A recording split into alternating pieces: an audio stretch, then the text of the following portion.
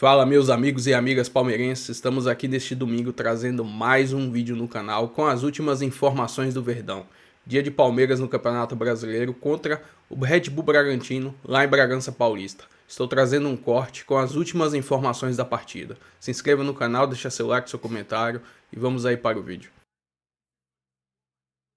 Liderança ou ali dos times que brigam na parte de cima da tabela. Estou falando do líder Palmeiras, que vai enfrentar o Bragantino, terceiro colocado nesse momento no Campeonato Brasileiro. Deixa eu colocar minha xará, Camila Alves, nossa companheira repórter lá que acompanha o dia a dia do Palmeiras. Xará, bem-vinda sempre, uma boa noite para você. Um Palmeiras que está sorrindo à toa, assim que nem você na Libertadores, né? Porque é o único time 100%, 15 pontos, mais recordes, mais do que garantido na próxima fase, né? E com a primeira colocação geral, mas já está olhando também para o Campeonato Brasileiro, né, minha amiga? Pois é, minha xará, uma boa tarde para todos vocês. E a gente costuma dizer por aqui que se tem um torcedor que está feliz nesse momento, é o torcedor do Palmeiras. Nas últimas semanas tem sido uma coletânea aí de notícias positivas, de coisas boas, departamento médico praticamente zerado, início da negociação para renovação de contrato com o Abel Ferreira, já pensando no ano de 2027. E quando a gente olha para o campo, né, pensando no desempenho, no rendimento desse time, dá para dizer que as notícias são ainda melhores. O Palmeiras, que nesse momento está na liderança, né, do Campeonato Brasileiro, ali uma diferença de 2 pontos fazendo vantagem, né, em relação ao Flamengo e o Bragantino, que vão ser inclusive os próximos 2 adversários que o Palmeiras vai enfrentar. E ao mesmo tempo, né, no último jogo, venceu o Bolívar por 2-0, no jogo válido pela 5ª rodada da Libertadores. Ainda tem mais uma rodada nessa fase de grupos, mas por conta da pontuação, o Palmeiras, que já estava com a classificação garantida, agora também garantiu a liderança geral dessa fase de grupos, o que significa que, avançando, né, as etapas de mata-mata, para cada etapa de mata-mata que avance, tendo essa melhor campanha, o Palmeiras consegue decidir os jogos em casa. Então, nesse momento, são só notícias positivas para essa torcida, sim, minha xará. É 6h30 da noite esse jogo com transmissão do Premier do Palmeiras contra o Bragantino. E aí é um Palmeiras que nem parece, né, Coutinho? Alguns meses atrás estávamos falando aqui, Abel criticado, né? Agora com um elenco em 2025, talvez o melhor que ele já teve desde que está no comando do Palmeiras, a pressão ia ser maior, a turma do amendoim reclamando, vaiando em algumas partidas ali ainda dentro do Campeonato Paulista, mas ao mesmo tempo a gente também começou a temporada falando, ó, vários clubes estão traçando as suas estratégias dentro desse calendário ainda mais sufocado em 2025, principalmente pro caso do Palmeiras, que vai disputar a Copa do Mundo de Clubes, então um calendário ainda mais apertado de competições. E se a gente for julgar pelos resultados, me parece que a estratégia do Palmeiras foi mais acertada, né? Começou com 2 times no início do Campeonato Paulista, depois começou a rodar alguns jogadores e tem feito essa troca a cada partida, seja pelo Brasileirão, seja pela Libertadores e até na Copa do Brasil, né? Assim, é muito legal quando a gente vê um clube traçando um planejamento para a temporada, cumprindo esse planejamento e não abrindo mão dele, mesmo diante de críticas da torcida, da mídia, enfim. Acho que as críticas ao Palmeiras no Campeonato Paulista, eu sempre estou bem tranquilo para falar sobre isso, que já falei várias vezes aqui no Sport TV, eram muito exageradas, né? Se você pegasse ali a campanha do Palmeiras no geral do Campeonato Paulista, em poucos momentos ele deixou de ter a 4ª melhor campanha, por exemplo, algo abaixo da 4ª melhor campanha. Ele apenas ficou fora da faixa de classificação dentro do grupo dele, porque outras 2 equipes do regulamento esdrúxulo do Campeonato Paulista também pontuaram bastante, né? E acabaram ficando até à frente, a que não se classificou. Posso estar enganado, mas acho que foi a Ponte Preta que não se classificou no grupo do Palmeiras. Era São Bernardo, Palmeiras e acho que era isso, um dos 3. A Camila pode até ajudar a gente aí. Mas, enfim, uma das equipes que estava brigando ali com o Palmeiras não se classificou e fez mais pontos até do que times grandes de outros grupos, né? Então, assim, é claro que o Palmeiras não jogou o fino da bola no Campeonato Estadual e nem era para jogar. Qual foi o time que jogou o fino da bola no Campeonato Estadual? O Campeonato Estadual, ele é feito para você se preparar para o grosso da temporada. É claro que você quer vencer. Sabe quem jogou bem o Campeonato Estadual? Não tá jogando nada agora? O Atlético Mineiro. Pois é. Jogou a beça o Campeonato Mineiro. Agora, geralmente quem joga muito o Campeonato Estadual acaba se cansando um pouquinho antes ou tendo problemas um pouco depois. Mas, enfim, a questão do Palmeiras, para mim, é justamente isso. É ter um plano para a temporada e cumprir essa rota, né? É claro, você vai ter turbulência, nem sempre o time vai jogar bem, nem sempre todos os jogadores que chegaram vão conseguir se adaptar rapidamente, né? Você vai encontrar ali problemas ao longo do caminho, nenhum palmeirense ficou feliz. O próprio Abel, embora seja um trabalho excelente, tem vezes que ele erra também. Claro que erra, então, claro que erra. Faz parte e dentro dessa rotina vencedora do Palmeiras, nem sempre o Palmeiras jogou tão bem. Teve jogo, por exemplo, que o Palmeiras não jogou, teve um desempenho inferior, ao que teve, por exemplo, no dia que perdeu do Bahia por 1-0. E é assim, a temporada do futebol brasileiro é assim, o Raed falou isso no destaque de abertura dele, que nem sempre as equipes vão ter um grande desempenho por essa questão de calendário. Mas acho que o principal é esse, é ter um plano, seguir esse plano, uma comissão técnica que está no clube aí há 5 temporadas, com o melhor elenco disponível, com peças de reposição no banco. Ontem o Estevão nem foi para o jogo, né? Você tinha o Maurício entrando na equipe, o Veiga tentando retomar espaço, jogadores que já foram referências em suas posições no país aí há temporadas atrás. E, cara, a certeza que a gente tem é que há muito trabalho de qualidade, há muita competitividade. Se o Palmeiras vai ser campeão da Libertadores, Brasileiro, Copa do Brasil, a gente não sabe, não dá para controlar o resultado no futebol. Agora, que o trabalho está sendo bem feito, e já era bem feito no Campeonato Paulista, não tenha dúvida disso. E, assim, vai ter momento ali na frente, o Palmeiras vai oscilar também. Vai perder 2 jogos, pode ficar 3 ou 4 sem vencer, mas acho que o importante é ter a certeza que existe um norte e esse norte está sendo seguido. Quando você tem um elenco com mais opções, né, como é o elenco do Palmeiras nessa temporada, que ganhou, inclusive, o tão sonhado camisa 9, né, que foi a contratação do Vitor Roque para 2025, Red.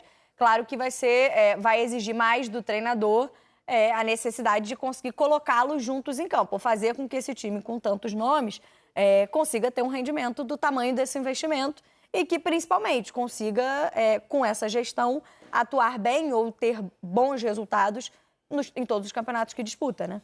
Eu acho que essa parte aí o Abel foi até muito bem, porque em determinado momento ele identificou que o Estevão poderia jogar um pouco mais centralizado, que o Felipe Anderson tinha espaço para jogar pelo lado direito, que era onde o Felipe Anderson sempre se destacou no futebol europeu. Essa é a parte que eu tenho um asterisco aí, uma provocação, quando eu falei aqui que às vezes acho que o Abel erra também. Acho que ele é teimoso, demora um pouco para fazer essas alterações, porque já vinha sendo cobrado isso há algum tempo. Aí parece que ele insiste um pouco e daí ele fala, não, tá bom, vou mudar aqui. E aí funciona, porque ele, claro, não à toa tem tantos títulos, é um ótimo treinador. Sim, essa foi uma parte que, inclusive, eu, por exemplo, bati muito na mesma tecla há algum tempo. O Felipe Anderson não rende. Pô, o Felipe Anderson não foi testado em momento nenhum na que ele era protagonista no futebol italiano ou no futebol inglês, que era jogando aberto na ponta direita. Mas aí tinha o Estevão. Mas tem o Estevão ali. O Estevão poderia jogar centralizado, tanto é que na venda dele para o Chelsea, os representantes dele falaram que escolheram o Chelsea, porque o Chelsea identificava o Estevão como jogador para jogar centralizado. Mas tem o Veiga. E a última temporada do Veiga, o Veiga oscilou bastante. O Abel ele poderia ter feito pequenos ajustes ao decorrer do caminho, mas ele confiou no plano de jogo dele, no elenco, no treinamento que ele tinha. E quando se viu ali sem possibilidades, aí ele fez os ajustes necessários e o Palmeiras voltou a ganhar jogos e voltou a ser um Palmeiras forte. Não acho que o Palmeiras, nesse momento, tenha um futebol brilhante. O Palmeiras sempre se notabilizou por ser um time com Abel, sempre se notabilizou por ser um time extremamente competitivo. Hoje o Palmeiras voltou a ser extremamente competitivo, voltou a ganhar os jogos. O brilhantismo do futebol às vezes está nisso também. Você conseguir entender as fases do jogo e derrotar seus adversários toda a rodada.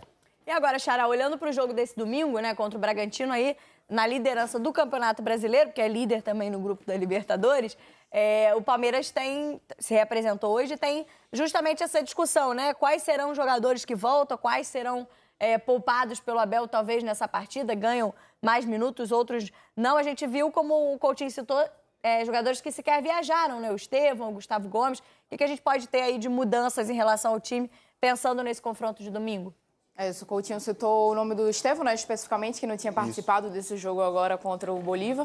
Além do Estevão, foram poupados também o Paulinho e o Gustavo Gomes. Nesses 3 casos, eles foram preservados por questão de minimizar desgaste mesmo. É algo que tem sido comum, né, nesse time do Abel, como vocês estavam citando, esse revezamento, esse rodízio do elenco, que vinha sendo muito frequente no Campeonato Paulista, mas que agora, nesse decorrer da temporada, tem aparecido ainda mais, só que com mudanças mais pontuais. Então, diferente de ver 2 equipes completamente diferentes, a gente vê uma escalação meio que base e, ao mesmo tempo, são jogadores que vão sendo modificados ali pontualmente. E aí termina sendo um ponto positivo nessa equipe do Palmeiras, que é ver pelo lado de que esse time de Abel, nesse ano, né, de 2025, não existe propriamente, talvez, o que a gente poderia colocar como uma escalação ideal, escalação titular, 100% titular. Então, existem vários jogadores que terminam rotacionando nessa escalação e, ao mesmo tempo, você consegue manter a qualidade técnica, né, desse time, independente dos jogos que vão sendo feitos. Então, houve esses 3 jogadores que foram poupados, né, foram preservados, o Estevão, o Paulinho e o Gustavo Gomes, mas é possível que agora eles voltem, né, a estar à disposição, até por conta da situação, o cenário desse jogo, é um confronto direto. O Palmeiras que vai agora para uma sequência, né, de confrontos diretos antes de disputar a Copa do Mundo de Clubes. Então, vão ser esses 3 jogos do Campeonato Brasileiro. Ainda vai haver um jogo contra o Ceará pela fase da Copa do Brasil, que ainda precisa definir realmente uma classificação. O primeiro jogo foi 1-0.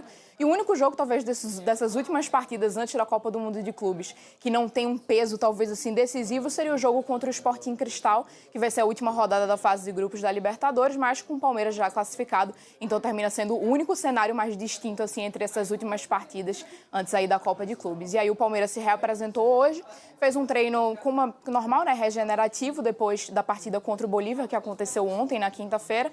Os jogadores que foram titulares fizeram um trabalho mais de regenerativo, um trabalho mais lá dentro do centro de excelência. E para os jogadores que foram para o campo, foram trabalhos de finalizações, uma questão mais técnica, um trabalho até longo, o Palmeiras destacou. E entre as novidades estava o zagueiro Mikael, que é um jogador que está em transição física, né, é dos últimos assim nesse processo aí de recuperação. Ele participou de uma parte desse treino, então fica aí mais próximo de retornar. Acredito que talvez ainda não necessariamente nesse jogo de domingo, a gente só deve saber mais detalhes ainda no sábado, já que o Palmeiras ainda treina novamente, mas a princípio o que o Abel tem é quase todo o elenco à disposição, só com esses 2 últimos jogadores ali, já nas últimas fases da recuperação, que é o Mikael e o Bruno Rodrigues. E de ponto positivo é isso, esperando de repente aí o retorno do Estevão, do Paulinho e do Gustavo Gomes, e a ver o que é que o Abel vai colocar em campo, mas a gente apostaria que uma equipe aí com pelo menos o mais próximo de força máxima. É importante, né, também pensar nessa sequência de jogos, porque como lembrou a Camila, uma sequência de confrontos diretos e depois esse último jogo pela Libertadores, de fato não tem peso nenhum, só para recorde, né? Pensando em histórico, em bater o que fez lá em 2022, aí tem, mas o Palmeiras já tem a primeiro lugar garantido geral, então esse jogo de fato não vale nada para o Palmeiras, então pode ser onde o Abel dê mais descanso aos jogadores. Obrigada, Xará, Camila Alves, pela participação sempre aqui no Tá Na Área. Ótima sexta-feira, bom final de semana para você, Palmeiras e Bragantino. Então, Bragantino e Palmeiras, que o jogo é lá no Cícero de Souza. Então, domingo, 6h30 da noite, na tela do Premier. E vamos trazer aqui mais algumas informações dessa vitória do Verdão contra o Bolívar pelo placar de 2-0. Estou trazendo aqui nessa imagem a nota de avaliação do Sofa em relação aos jogadores do Palmeiras na questão de desempenho na partida. Segundo eles, o melhor jogador da partida do Palmeiras foi o goleiro Everton, que fez algumas defesas durante a partida, mas um ponto de vista, não acredito que tenha sido o melhor jogador do Palmeiras. Acho que Facundo Torres, até o momento que estava bem ali, foi o principal jogador. Deixa a opinião de vocês aí nos comentários. Estou trazendo nessa imagem as finalizações do Palmeiras durante todo o jogo. Foram 19 finalizações. E o mais importante, quantas delas foram no gol? 9. Ou seja, teve quase 50% ali de todas as finalizações, quase 50% delas foram no alvo. Que é isso que o time tem que ter, pelo menos eficiência, colocar o goleiro para trabalhar. Estou trazendo aqui agora a tabela atualizada do Verdão na Libertadores. 5 jogos, 5 vitórias, 15 pontos. 11 gols marcados, 4 sofridos. Líder geral da competição, ou seja, vai decidir todos os seus jogos na fase de mata-matas dentro do Allianz Parque com sua torcida, menos a final que será no Peru. O Palmeiras agora vai voltar a campo pela Libertadores daqui 15 dias contra o Sporting Cristal no Allianz Parque. Tudo indica que Abel deve ir com a equipe bem reserva, porque vai jogar contra o Flamengo no final de semana anterior e no final de semana seguinte jogará contra o Cruzeiro lá em Minas Gerais. Ou seja, foco total, acredito que será no Campeonato Brasileiro. Enfim, essas são as informações do Verdão. Se inscreva no canal, deixa seu like, seu comentário e até o próximo vídeo. Valeu!